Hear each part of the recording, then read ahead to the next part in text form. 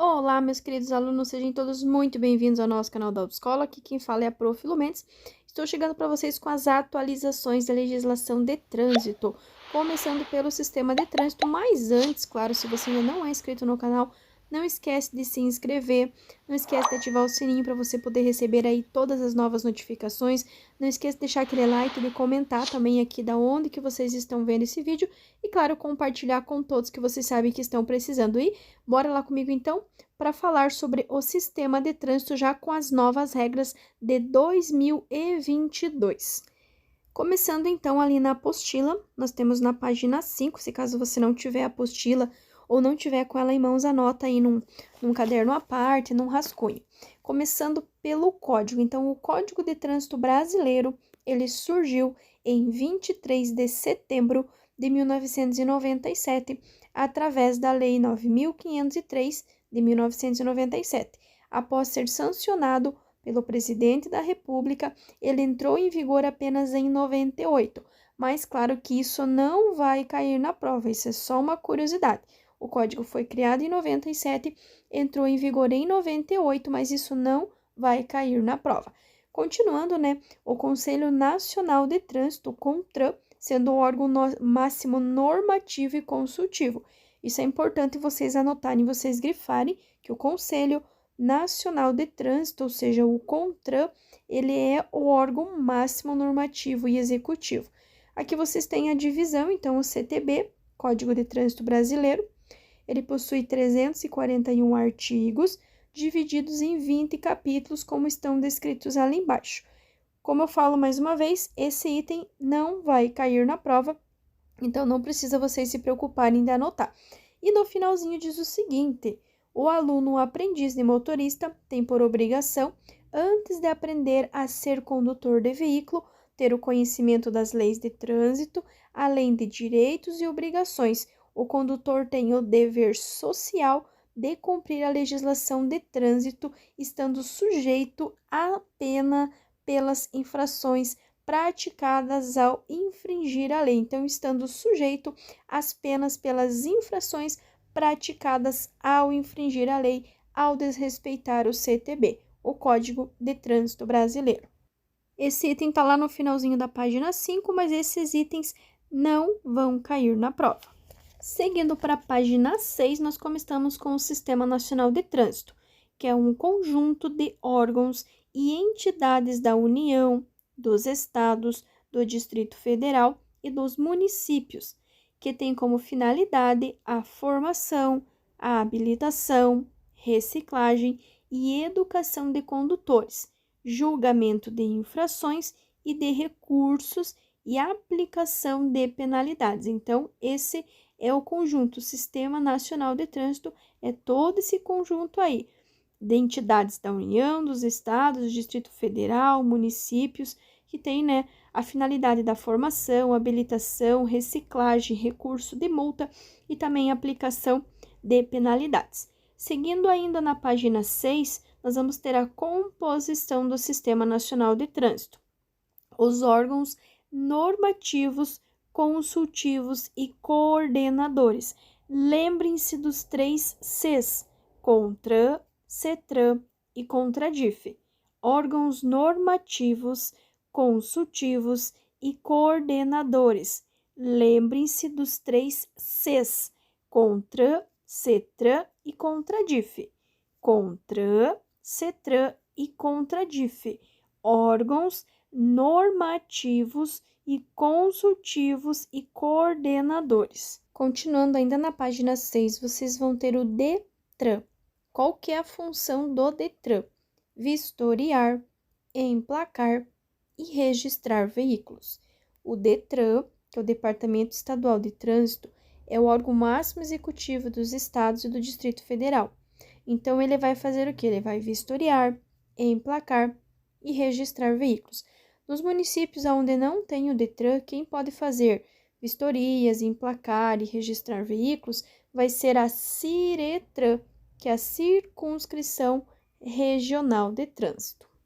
Continuando no finalzinho da página 6, nós vamos ter a Junta Administrativa de Recurso de Infração, ou seja, a Jari.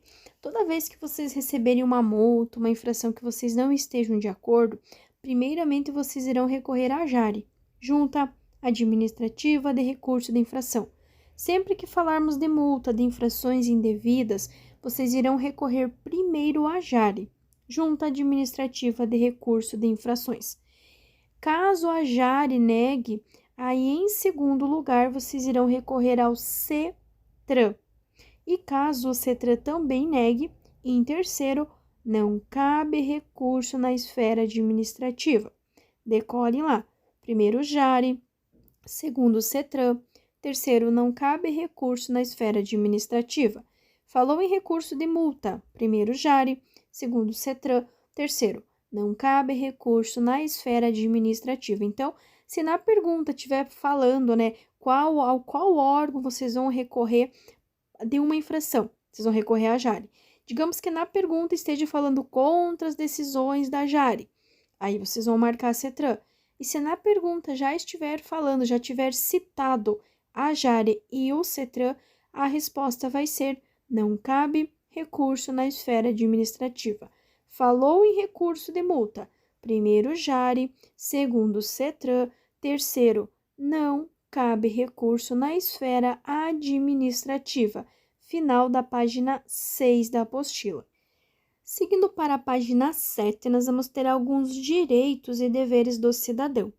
Segundo o Código de Trânsito Brasileiro, o dever do cidadão é transitar sem oferecer perigo ou obstáculos a si mesmo, a terceiros e ao meio ambiente. Então, direitos e deveres do cidadão: transitar sem oferecer perigo ou obstáculos a si mesmo, a terceiros e ao meio ambiente. Direitos na condução do veículo: usufruir de vias seguras, ser educado por campanhas sólidas sobre a legislação de trânsito e direção defensiva, requerer e obter toda a ajuda necessária dos órgãos de trânsito. Direitos na condução de veículos: usufruir de vias seguras, ser educado por campanhas sólidas sobre a legislação de trânsito e direção defensiva, requerer e obter toda a ajuda necessária dos órgãos de trânsito. E aí, em contrapartida, nós temos os deveres do motorista. Quais serão eles? Deveres do motorista: deverá dirigir com prudência e atenção, com o objetivo de evitar eventuais acidentes, conservando em todo momento o domínio efetivo do veículo, levando em conta os riscos próprios da circulação e demais circunstâncias do trânsito. Deveres do motorista: deverá dirigir com prudência e atenção, com o objetivo de evitar eventuais acidentes, conservando em todo momento o domínio efetivo do veículo, levando em conta os riscos próprios da circulação e demais circunstâncias do trânsito. Esses são os deveres do motorista. Continuando, tem também os direitos do pedestre. Nós sabemos que os pedestres, eles são usuários das vias, eles têm a primeira prioridade quando falamos em trânsito, e eles têm os direitos, que são: é assegurado ao pedestre a utilização dos passeios ou passagens apropriadas das vias urbanas e dos acostamentos das vias rurais para circulação, podendo a autoridade competente permitir a utilização de partes da calçada para outros fins, desde que não seja prejudicial ao fluxo de pedestres. Lá no meio da página 7, direitos do pedestre: é assegurado ao pedestre a utilização dos passeios ou passagens apropriadas das vias urbanas e dos acostamentos das vias rurais para circulação, podendo a autoridade competente permitir a utilização de partes da calçada para outros fins, desde que não seja prejudicial ao fluxo de pedestres. Muito importante, peço para vocês grifarem ali com relação ao ciclista desmontado. O ciclista desmontado, empurrando a bicicleta, equipara-se ao pedestre em direitos e deveres. O ciclista desmontado, empurrando a bicicleta, equipara-se ao pedestre em direitos e deveres. Um pouquinho mais abaixo ali nós temos ainda, nos locais em que houver sinalização semafórica de controle de passagem, será dada preferência aos pedestres que não tenham concluído a travessia, mesmo em caso de mudança do semáforo, liberando a passagem do veículo. Então, se você está num sinaleiro, por mais que o sinaleiro ficou verde para você, mas existe um pedestre, um ciclista, qualquer pessoa que não concluiu a travessia, você tem o dever, a obrigação de aguardar essa pessoa concluir a travessia para só depois você colocar o seu veículo em movimento. Seguindo ainda, pessoal, na página 7, agora nós vamos entrar no processo de habilitação. Então, vocês, quando vão dar entrada na habilitação, vocês podem candidatar-se só para moto, só para carro ou para carro e moto simultaneamente. Esse processo já voltou ao normal e ficará ativo por 12 meses. Então, digamos que você deu entrada na tua carteira dia 1º de janeiro de 2022. Você tem até o finalzinho do ano, até dia 31 de dezembro, para concluir o teu processo, certo? Requisitos mínimos. Cuidem, anotem, porque isso cai com uma frequência bem alta na prova. São 3 os pré-requisitos para vocês poderem tirar a habilitação. Primeiro, ser penalmente imputável. Significa 18 anos completos, maior de 18 anos. Digamos que você fez aniversário hoje, na data de hoje, você pode abrir o processo. Se você vai fazer aniversário amanhã, na data do teu aniversário, você pode dar abertura no processo. Não pode ser feito antes. Deu abertura no processo, ele começa a contar o tempo de 12 meses. Segundo item, saber ler e escrever. Não tem necessidade de comprovar nenhum tipo de grau de escolaridade, nem diploma de primeira série ou de ensino superior. Você precisa apenas saber ler e escrever. Então, daqui você vai fazer uma declaração lá, né, que sabe ler e escrever. E possuir documento de identidade e CPF. Nesse caso, pessoal, o CPF não cai na prova. Na prova vai cair possuir documento de identidade ou equivalente. Então, aconselho vocês a escreverem exatamente igual está no vídeo. Possuir documento de identidade ou equivalente. Então, esses são os 3 pré-requisitos. Ah, professora, mas e se eu não tenho documento de identidade? Você usa um equivalente. O que é um equivalente? Um documento que tenha foto e que seja oficial. Carteira de trabalho, por exemplo, passaporte, entre outros. Qualquer documento oficial que contenha foto. Então, pré-requisitos para tirar a primeira habilitação são 3. Ser penalmente imputável, ou seja, maior de 18 anos, saber ler e escrever, possuir documento de identidade ou equivalente. E na sequência, nós vamos ter qual que vai ser o processo que vocês vão passar após a abertura. Então, primeiro, vocês irão fazer a avaliação psicológica e o exame médico da aptidão física ou mental. Na de cima é o que a gente chama de o psicotécnico lá, aqueles exames que vai avaliar agilidade, memória, raciocínio, entre outros, e a aptidão física e mental, que é o exame de vista. Na sequência vai vir o exame escrito e na sequência o exame de direção veicular. Claro que antes do exame teórico, vocês vão fazer o curso teórico. Esse curso teórico vai ser composto de 45 horas aula, que quase sempre dá um total de 12 dias de aulas, tá? Não é 12 dias corridos, são 12 dias de aulas. Aí depende como que cada CFC monta o seu curso.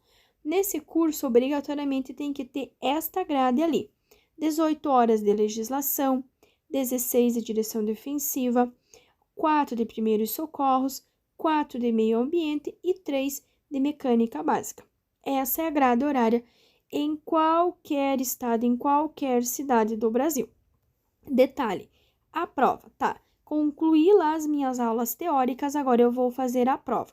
É uma prova com, aqui no estado do Paraná, 30 questões. Santa Catarina é 40, então isso varia um pouco de estado para estado. Mas a regra dos 70% é o mesmo. Tem que alcançar 70% para obter a aprovação.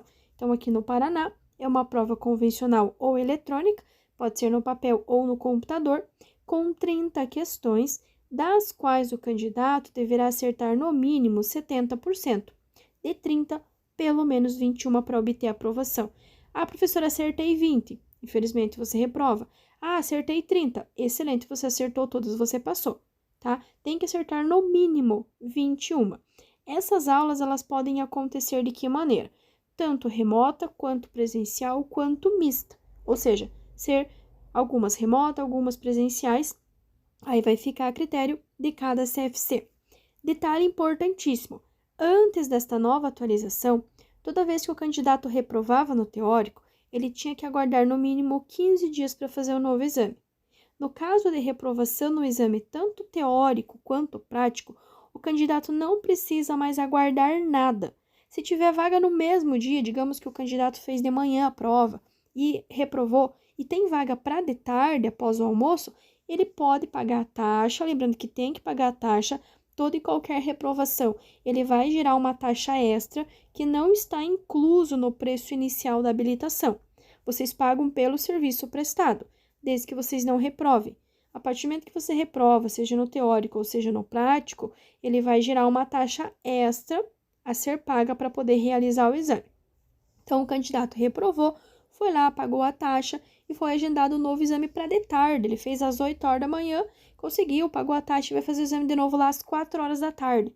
Foi lá, acertou 28 agora e passou, sem problema nenhum. Então, se reprovar, tanto no teórico quanto no prático, não existe mais a necessidade de esperar 15 dias. Se tiver vaga no mesmo dia, ou eu quero fazer no outro dia, eu quero fazer na outra semana, não existe um período mínimo. Se faz a hora que tiver vaga no sistema, a hora que você tiver condições psicológicas de realizar o novo exame, tanto prático quanto teórico. Lembrando que o exame prático, ele vai depender da disponibilidade, tanto das vagas na Ciretran, quanto da disponibilidade dos veículos, tanto do carro quanto da moto.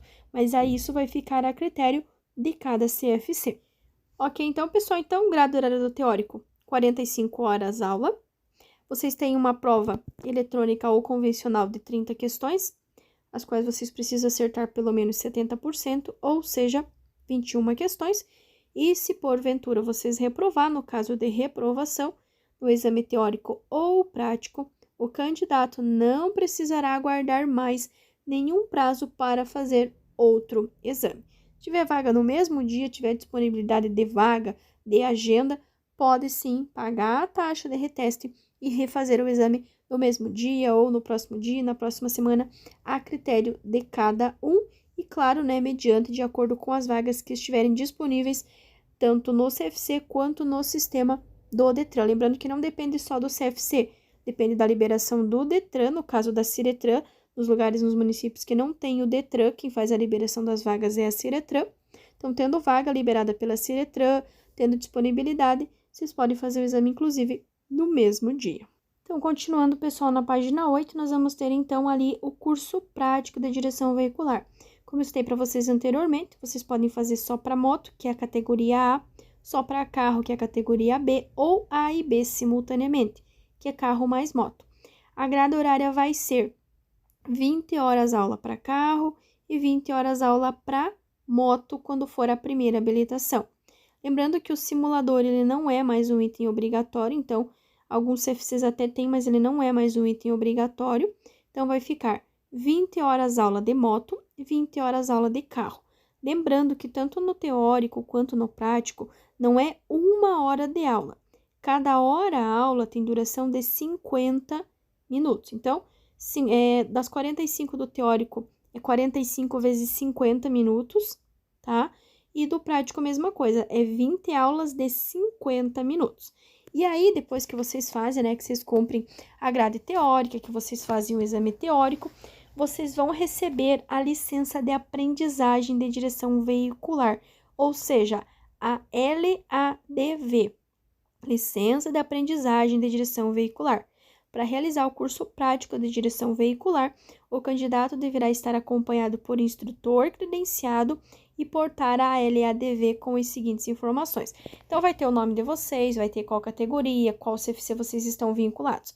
A LADV, ela só tem validade pro carro da autoescola e vocês têm que estar acompanhados do instrutor. Então, não adianta querer levar a LADV para casa, querer dirigir o teu carro, a tua moto, porque ela não tem validade. Ela é uma licença de aprendizagem de direção veicular e só poderá ser usada no carro de aprendizagem, ou seja, no carro da autoescola. Outra pergunta que fazem bastante, tá, professora? Eu terminei e fiz o exame de moto, passei no exame de moto, eu já posso pegar a carteira para moto ou eu tenho que fazer exame de carro? Você tem que concluir o processo inteiro. Se você abriu o processo só para moto e fez o exame de moto, você vai pegar a carteira para moto. Fez exame para carro, tá fazendo só a categoria de carro, fez o exame prático de carro, você vai pegar. Agora, se você está fazendo carro e moto, você tem que passar nos dois exames. Não tem como você passar na moto e vir uma carteira só para moto, para quando você passar no carro vir uma carteira só para o carro. O processo é um só. Então, vocês vão ficar vinculados a passar tanto no prático da moto quanto no prático do carro, para daí finalizar o processo e, na sequência, vir a PPD de vocês, que vai ter validade por 1 ano. Como vocês podem acompanhar agora na página 9, um item importante. Quando, porventura, vocês precisarem trocar de CFC, quando o candidato optar pela mudança do CFC, será expedida uma nova LADV, considerando-se as aulas já ministradas. Até pouco tempo atrás, você acabava perdendo as aulas que você fez. Eu fiz 5 aulas de carro, mudei de CFC. Você perdia essas aulas. Eu fiz não sei quantas aulas teóricas, você perdia, hoje não. Se você fez 5 aulas teóricas, você fez 10 aulas práticas, ele vai manter essas aulas quando você mudar para outro CFC. Só vai ser expedida uma nova LADV, constando, o nome do teu novo CFC. Lembrando, página 9, permissão para dirigir. Então, você fez as aulas práticas, você fez as aulas teóricas, passou no exame teórico, fez as aulas práticas, passou no exame prático, agora você vai ter a permissão. A permissão para dirigir, a PPD, ela tem validade de 1 ano, de 12 meses. Então, ao candidato aprovado no exame prático, será conferida a permissão para dirigir, a PPD, que poderá ser nas categorias A, B ou A mais B. Se você fez só A, vai vir para A, se você fez para B, vai vir para B. Se você fez A e B, ou seja, carro e moto, vai vir a PPD para carro e moto, ou então a ACC, quando for o caso. Depois que vocês estão com a PPD, vocês têm um prazo de 1 ano, de 12 meses, que é um período de experiência. Então, o que vai acontecer? Você pode acompanhar ali a Carteira Nacional de Habilitação, a CNH, ou a autorização para conduzir ciclomotores, no caso a ECC, definitiva. Então, depois de 1 ano, depois de 12 meses de permissão, vocês poderão pegar a definitiva. Só serão concedidas desde que o condutor, no período de 1 ano, não tenha cometido nenhuma infração de natureza gravíssima ou grave, nem for reincidente em infração de natureza média, pois tais infrações obrigam o condutor a reiniciar todo o processo de habilitação. Então, no teu primeiro ano de PPD, nos teus primeiros 12 meses, vocês não podem ter nenhuma infração grave, nem gravíssima, nem ser reincidente de média. Caiu na prova do Detran, vai ser conferida a CNH na categoria B, desde que o condutor não tenha cometido no período de 1 ano nenhuma infração gravíssima ou grave, nem for reincidente em infração média. A CNH, ela pode ser, lembrando, tanto a CNH quanto a PPD, ela pode ser tanto no formato físico quanto no digital. Se for o físico, tem que ser o original ou então a digital no próprio aplicativo do Detran, não vai ser aceito nenhum outro. Seguindo, ainda na página 9, nós vamos para a renovação da Carteira Nacional de Habilitação. Aí nós temos outras regras que mudaram. Então, a validade da CNH e da ACC está condicionada ao prazo de vigência do exame de aptidão física e mental e será preliminar e renovável. Então, 10 anos. a cada 10 anos vai ser para os condutores com idade inferior a 50. Ou seja, se o condutor vai renovar até 49 anos, ele vai fazer aniversário amanhã. Amanhã ele vai fazer 50 anos. Mas hoje, com 49, ele deu entrada no processo, vai vir para 10 anos. Agora, se ele deu entrada no processo com 50 anos ou mais, aí vai ser a cada 5. A cada 5 anos para condutores com idade igual ou superior a 50 anos, certo? Então, tem 50 anos ou superior a 50, não passando dos 70, vai ser a cada 5 anos. Vou repetir, a cada 5 anos para condutores com idade igual ou superior a 50 anos e inferior a 70, ou seja, entre 50 e 69 vai ser a cada 5. E depois, para aqueles condutores que têm mais de 70 anos, aí vai ser de 3 em 3 anos. Então, repetindo, a cada 10 anos para condutores com idade inferior a 50, a cada 5 para condutores com idade igual ou superior a 50 e inferior a 70, e a cada 3 anos para condutores com idade igual ou superior a 70. O condutor poderá dirigir com a CNH vencida por até 30 dias. Até 30 dias é permitido por lei. Porém, passados 30 dias, se dirigir após esse prazo, estará cometendo uma infração gravíssima, sujeito a multa, recolhimento da CNH e retenção do veículo. Lembrando que, por mais que você esteja dirigindo com a PPD ou a CNH vencida há mais de 30 dias, configura uma infração de trânsito, não é crime. CNH, PPD ou licenciamento vencidos são infrações, não são crimes de trânsito. E aí entra mais um item importante, que é com relação para aqueles condutores que têm categorias maiores, C, D e E. Deverão comprovar resultado negativo em exame toxicológico para obtenção e a renovação da CNH.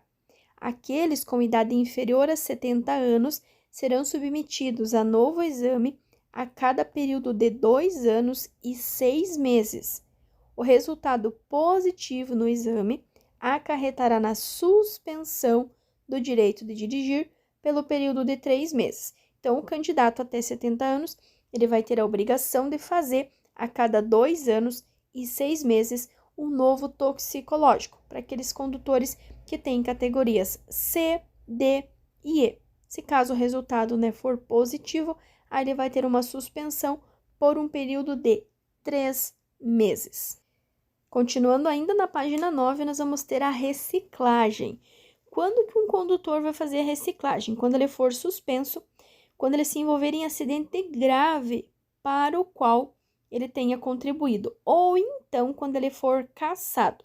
O curso de reciclagem é um curso teórico de 30 horas aula, que o candidato, que o condutor vai fazer quando ele for suspenso, quando ele se envolver em acidente grave para o qual ele tenha contribuído, ou então quando ele for cassado.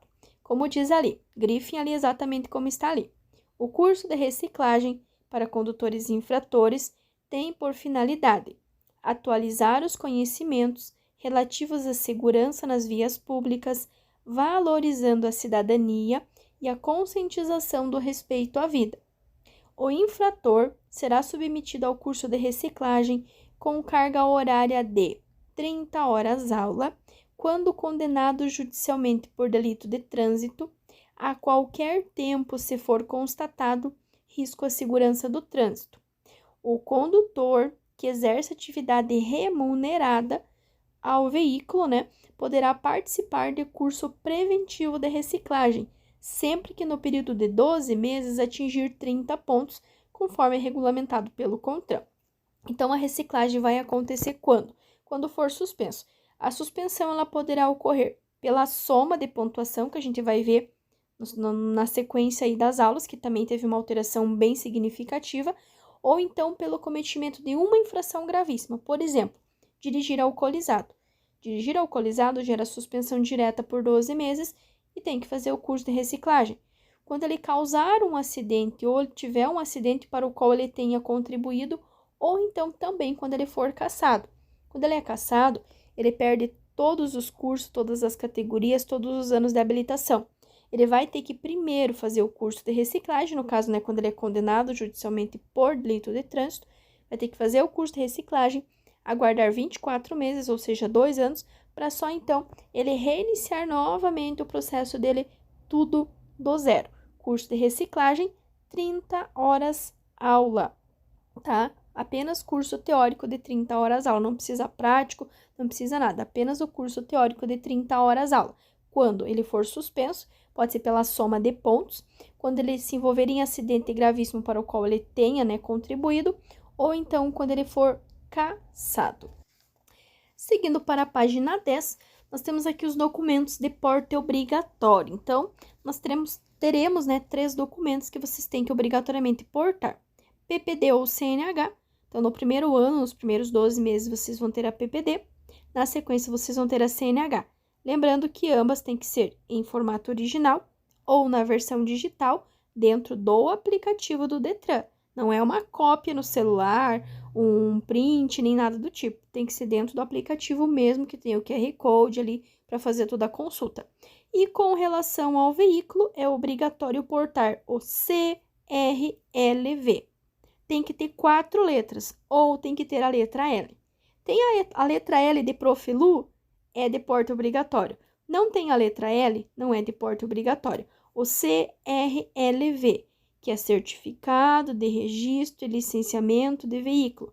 É aquele documento que é atualizado anualmente, quando vocês pagam todas aquelas documentações para poder continuar circulando com o veículo. O CRLV, o que tem 4 letras, o que tem a letra L de Profilu, é de porte obrigatório.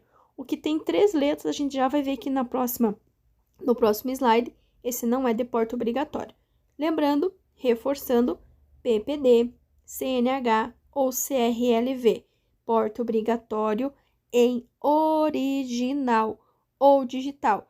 Por favor, caiu na prova, não vai colocar que aceita cópia ou qualquer outra coisa. Ou é original ou é digital. Não existe meio termo, ou é 8 ou é 80.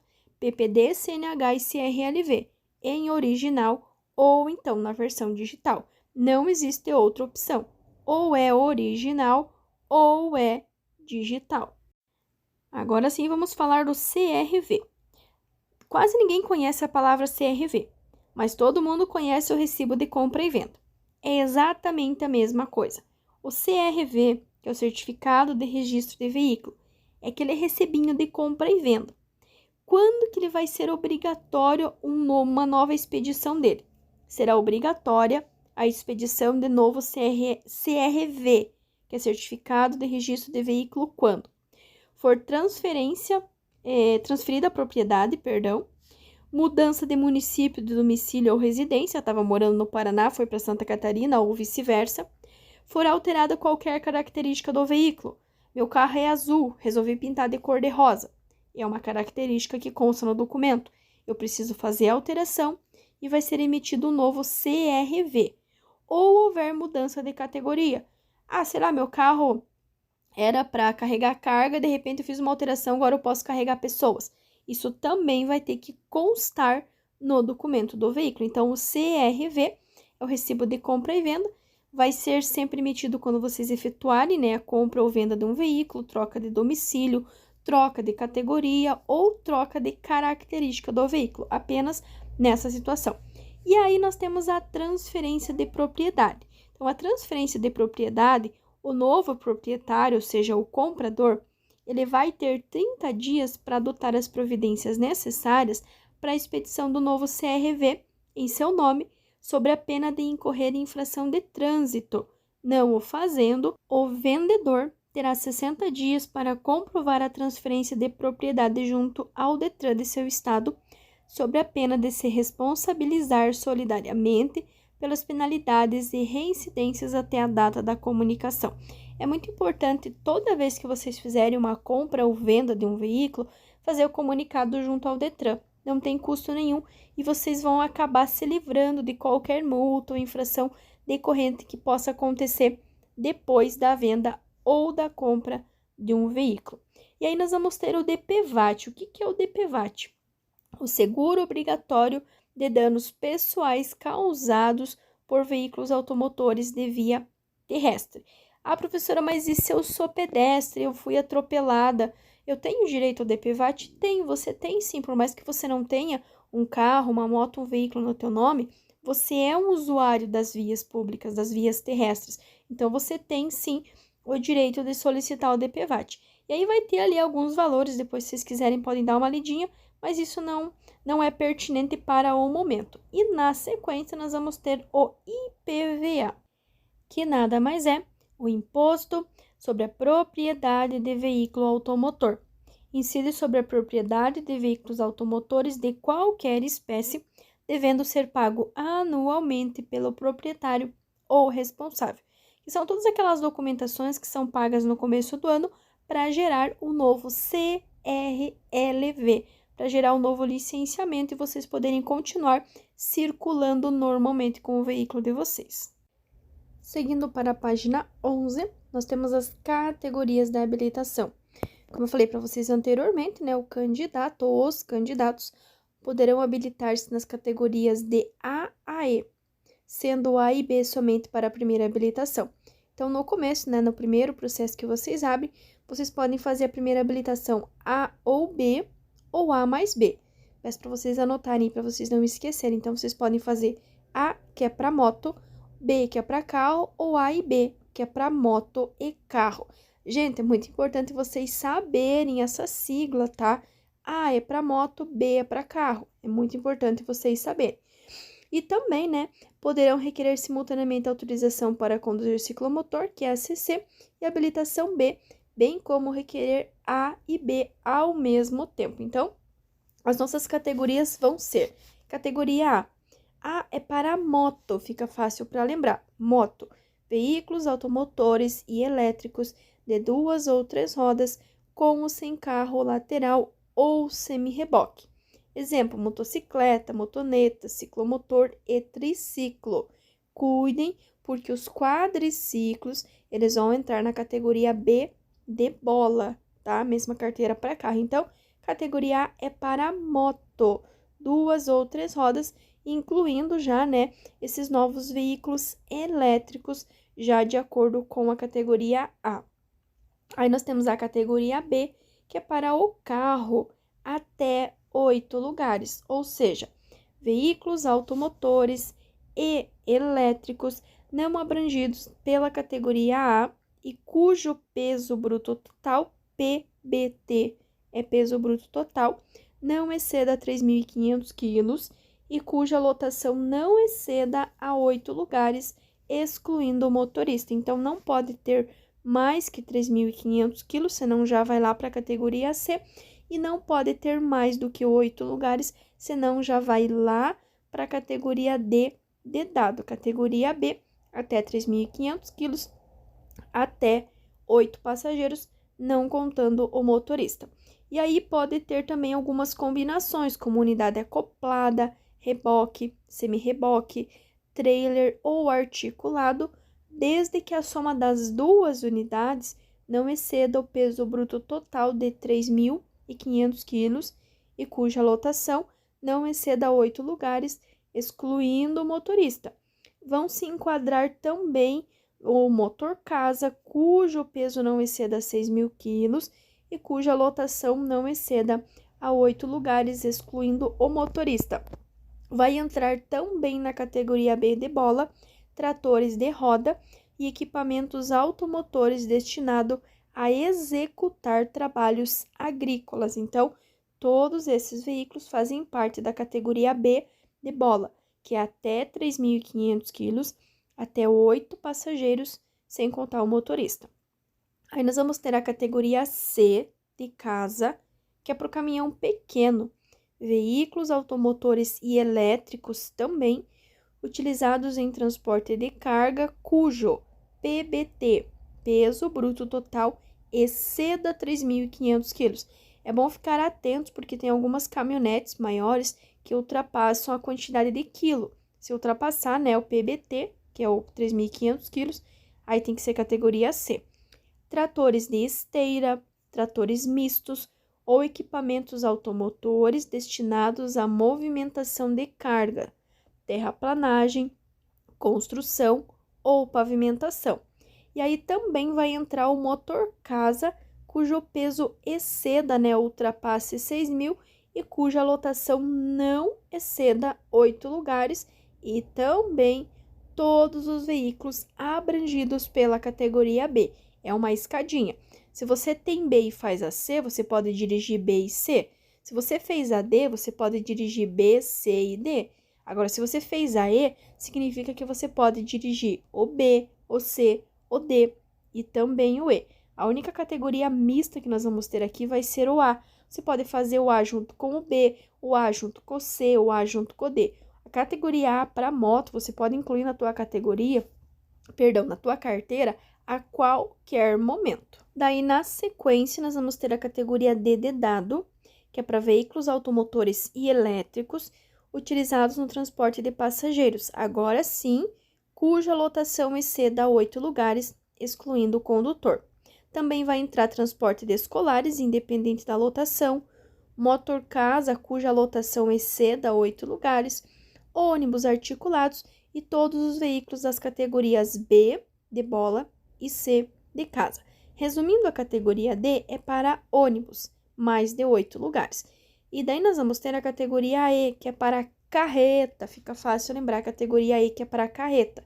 São veículos automotores e elétricos em que a unidade tratora se enquadra nas categorias B, C e D, cuja unidade acoplada, reboque, semi-reboque, trailer ou articulada tenha 6.000 quilos ou mais de PBT, que é o peso bruto total, ou cuja lotação exceda a 8 lugares. E também todos os veículos abrangidos das categorias B, C e D. Ó, uma dica, um macete bem importante para vocês. Categoria B de bola e D de dado sempre vai transportar pessoas. B de bola, D de dado sempre vai transportar pessoas. B de bola é o carro até 8 lugares e o D de dado é o ônibus, acima de 8 lugares. Já as categorias C de casa e E de escola vão transportar cargas. C de casa e E de escola transporta cargas. O C é acima de 3.500 e o E vai ser acima de 6.000 quilos. Continuando ainda na página 11, então ali vocês têm os desenhos, né? Da moto, que é a categoria A, do carrinho, que é a categoria B, até 8 lugares, o C, que é para o caminhão pequeno, o D, que é para o ônibus, mais de 8 lugares, e o E, que é para a carreta, acima de 6.000 quilos. Importantíssimo, grifem aí. Para habilitar-se na categoria C, o condutor deverá estar habilitado no mínimo há 1 ano na categoria B. Esse 1 ano já conta o primeiro ano da PPD, tá? O primeiro ano da PPD, quando você for pegar a CNH definitiva, ao invés de só pegar a definitiva, você já pode alterar e fazer a categoria C de casa, que é para dirigir o caminhão pequeno. E não pode ter cometido nenhuma infração grave ou gravíssima ou ser reincidente em infrações médias durante os últimos 12 meses. Essa é a mesma regra, tanto da PPD, para pegar a CNH definitiva, quanto para troca de categoria. Então, vai pegar a CNH definitiva, vai fazer troca de categoria, não pode ter nos últimos 12 meses nenhuma infração grave, nem gravíssima, nem ser reincidente de infração média nos últimos 12 meses. Aí, detalhe importante, para habilitar-se nas categorias D de dado, que é para ônibus, ou a categoria E, que é para carreta, ou para conduzir veículos de transporte coletivo de passageiros, de escolares, de emergência, de produtos perigosos, carga indivisível, mototáxi, motofrete, o candidato deverá preencher os seguintes requisitos: ser maior de 21 anos. Então, para as categorias D de dado e E de escola, o candidato precisa ter mais de 21 anos, estar habilitado no mínimo há 2 anos no B ou no mínimo 1 ano na C, quando pretende habilitar-se na categoria D, e no mínimo 1 ano na C, quando pretende habilitar-se na E. Então, se você foi lá, você em vez de pegar definitivo, você fez a categoria C, daqui mais 1 ano, você não precisa fazer o D para o ônibus, você já pode fazer direto o E e vai direto para a categoria da carreta, sem problema nenhum. Aí tem alguns itens importantes a serem considerados, continuando ali. O condutor, oriundo da categoria C, poderá mudar da categoria D para E em qualquer tempo, desde que, claro, né, não ter cometido mais de uma infração gravíssima nos últimos 12 meses, ser aprovado em curso especializado em curso de treinamento de prática veicular, que é a parte prática, ser aprovado em avaliação psicológica e exame de aptidão física e mental. E aí, outro item bem importante também é com relação a quem tem categorias maiores, C, D e E. Os condutores das categorias C, D e E deverão submeter-se a exames toxicológicos para habilitação e renovação da Carteira Nacional de Habilitação. Então, se você vai renovar ou você vai alterar a categoria C, D ou E, tanto na renovação quanto na troca de categoria, vai ter sim que fazer o exame toxicológico. E no caso de motofretista ou mototaxista que possua habilitação por pelo menos 2 anos na categoria A, utilizar colete de segurança dotado de dispositivos retrorefletivos, aquelas faixinhas luminosas, e ser aprovado em curso especializado de 30 horas aula. Então, se você quer aí trabalhar como motofretista ou mototaxista, você tem que ter pelo menos 2 anos na categoria A, vai ter que usar o coletinho lá com os dispositivos retrorefletivos e ser aprovado em exame em cursinho, né, especializado de 30 horas aula para poder trabalhar com essa categoria. Mesma coisa vale ali para as categorias acima, para transporte coletivo, emergência. Todos esses transportes, além da carteira da categoria, vocês precisam também ter o curso específico para trabalhar na área relacionada com o que vocês querem. Quer trabalhar com transporte escolar? Tem que fazer o curso de transporte escolar. Quer trabalhar lá com movimentação e operação de produtos perigosos? Mesma coisa, vai ter que fazer o curso do MOP e assim por diante. Cada curso específico com o que vocês pretendem trabalhar, além da carteira, mais o curso específico em cada área. Então, pessoal, seguindo para a página 12, né, já falamos do processo da habilitação, já falamos dos documentos de porte obrigatório, já falamos das categorias, já falamos de renovação. Agora vamos falar da classificação dos veículos. Os veículos, eles vão ser divididos em algumas classificações. Primeiro, quanto à tração. O que é tração? Tração é o que move o veículo, é o que dá força para ele.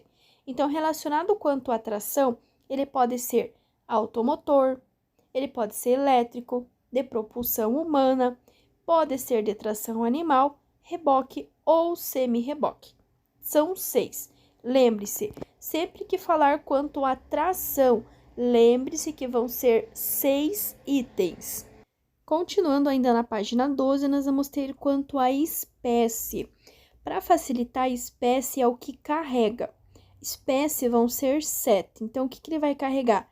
Passageiro, ele pode carregar carga, ele pode ser misto, pode ser de tração, competição, especial e ainda de coleção. Na sequência, nós vamos ter quanto à categoria, que daí está relacionado com as placas, as cores, né, das placas que identificam cada categoria de veículo. Com relação à categoria, vão ser 8. Então, quanto à tração, vão ser 6. Quanto à espécie, vão ser 7. E quanto à categoria, vão ser 8, certo? E mais as outras 6 plaquinhas novas que estão em vigor. Então, a categoria vai ser a divisão por placas. Pode ser particular, aluguel, oficial, a aprendizagem, que é da autoescola. Podem reparar que o carro da autoescola ele é diferente. A placa é com fundo branco e as inscrições em vermelho. Ou já os novos, né, que são os veículos de aluguel e de aprendizagem, que ficarem englobados nesse mesmo, que vai ser a placa em branco e as inscrições na cor vermelha. Tem ainda a missão diplomática, coleção, fabricante / experiência e também as de representação diplomática. Como nós já sabemos, já estão em vigor as placas do Mercosul. As placas do Mercosul, ele passou de categoria 8 para 6. Então, quando falarmos em placa Mercosul, podem contar que vão ter 6 categorias. O particular, que continua tendo fundo branco, as inscrições em preto. Notem que o aluguel e o aprendizagem ficaram no mesmo, foi englobado no mesmo. Então, o que antes o aluguel, a placa era vermelho e a inscrição em branco, e a aprendizagem era branco, inscrição em vermelho, ele englobou e ficou uma placa branca e a inscrição em vermelho. Aí vai ter o oficial e o representação, que também juntou os dois e ficou uma placa branca e as inscrições em azul. Aí vocês vão ter o diplomático ou consular, que vai ser as inscrições em laranja. Vai ter o coleção, que antes era uma placa preta, agora as inscrições ficaram num tom de cinza. E os especiais, né, ou de experiência e fabricante, que continua com as inscrições em verde. Lembrando que compete ao Departamento Estadual de Trânsito, ou seja, o DETRAN, que é o órgão executivo, vistoriar, registrar e emplacar veículos. Os veículos de 2 ou 3 rodas são dispensados da placa dianteira. Lembra que nós vimos lá no começo da nossa aula, lá na página 6, a função do DETRAN, que é o órgão executivo? Então, ele vai vistoriar, registrar e emplacar veículos. E caso caia para vocês na prova, lá pergunta, quais os veículos que são dispensados da placa dianteira? Os veículos de 2 ou 3 rodas, eles são dispensados da placa dianteira. Eles têm somente a placa traseira com os caracteres iguais aos do documento. Os demais veículos, né, carro, ônibus, caminhão, todos os demais veículos vão ter a placa dianteira e traseira, que é a identificação externa dos veículos, com os caracteres iguais os que estão constando no documento.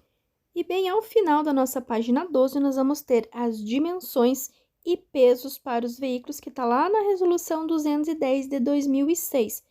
Pessoal, atenção! Somente poderá transitar pelas vias terrestres os veículos cujo peso e dimensões atenderem os limites estabelecidos. Então, se caiu uma pergunta lá, para estar dentro da lei, os veículos precisam trafegar com peso e dimensão que estejam dentro dos limites estabelecidos. E aqui vocês vão ter, então, algumas observações. Vocês vão ter largura, que é a primeira placa ali de 2,60 m, que as setinhas são de lado. Vocês vão ter a altura, que é do pneu até lá o final do caminhão, ou do carro, ou do ônibus, o que for. Aí vai ser a altura. Vocês vão ter o comprimento. O comprimento vai ser medido da placa dianteira até a placa traseira, ou do para-choque dianteiro até o para-choque traseiro. Isso é o comprimento. Então, nós vamos ter lotação. Então, por exemplo, o carro na categoria B, ele pode transportar até 8 pessoas. Se você levar mais do que isso, você vai cometer uma infração. Ah, professora, mas o meu carro só pode levar 5. Então, você só pode levar 5. Se você levar um sexto ocupante, você vai receber uma multa. Mesma coisa acontece com o peso, mesma coisa com a altura, com o comprimento e com a largura. Tem que estar dentro dos limites que estão estabelecidos pelo CONTRAN. Tudo que estiver fora desse limite, infelizmente, vai sofrer uma infração. E muitas vezes, né, nesse caso, vai ser retido para regularização. Mesma coisa acontece aqui no comecinho da página 13 com relação ao peso. Então, o que acontece? Cada veículo, ele vai ter um peso bruto total, que ele pode transportar, especificado ali no documento, e quase sempre também na carroceria ou ali na lateral. Então, são fixados os seguintes limites: máximos de peso bruto total e peso bruto transmitido por eixo de veículo nas superfícies das vias públicas. Então, vocês vão ter o peso bruto total, o PBT, que é uma seta bem grandona apontando para baixo, que é ali onde está 45 toneladas. Então, se tem uma seta bem grandona apontando para baixo, é o peso bruto total do veículo, independente de quantos eixos ele tem. Se ele tem 2, 10, 12 ou 15, o peso bruto total dele é 45. Já do lado, notem que tem um eixinho, pode ver que é 2 rodinhas e um eixinho no meio, onde está o número 10 e uma setinha pequenininha. Ali já é diferente, é o peso por eixo, é um T pequenininho. O T pequenininho representa o peso bruto por eixo isolado, ou seja, o peso dele vai ficar dividido por eixos. Então, o T, a seta, né, apontando com um T grande, apontando uma seta grandona para baixo, é o peso bruto total. E quando tiver o desenho ali do eixinho, é o peso por eixo quando tiver o desenho do T pequenininho, o desenho de um eixinho. Pode ver que tem 2 rodinhas ali e um eixinho no meio. Ok, pessoal, então finalizamos aqui o vídeo do sistema de trânsito. Então, como vocês puderam ver, nós passamos ali primeiramente pelo sistema de trânsito, quais são os órgãos principais ali. Vimos também com relação à parte dos pré-requisitos, né, para vocês poderem fazer a primeira habilitação. Passamos também pela grade horária, tanto do curso teórico quanto do curso prático. Vimos também com relação à permissão, com relação à renovação da carteira, com relação à reciclagem. Vimos também os documentos de porte obrigatório, a classificação das categorias, a classificação dos veículos e fechamos aí com as dimensões e pesos que são estabelecidos pelo CONTRAN. Espero que vocês tenham gostado, espero que vocês tenham entendido. Se tiverem qualquer dúvida, deixe aqui embaixo nos comentários e não percam o próximo vídeo, que é muito importante, que nós vamos trabalhar as normas de circulação e conduta, começando pela classificação das vias, posicionamento na via, quem tem prioridade de passagem, as preferências, circulação de bicicletas, parada e estacionamento, entre outros. Então, não percam o próximo vídeo, nós vamos falar das normas de circulação e conduta.